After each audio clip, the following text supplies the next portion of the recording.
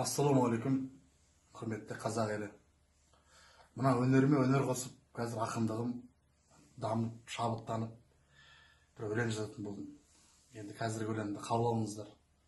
Күлкі деген. Басталды.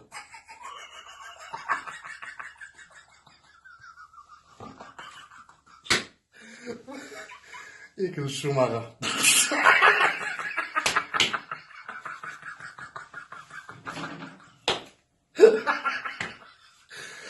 Үшінші шумағы.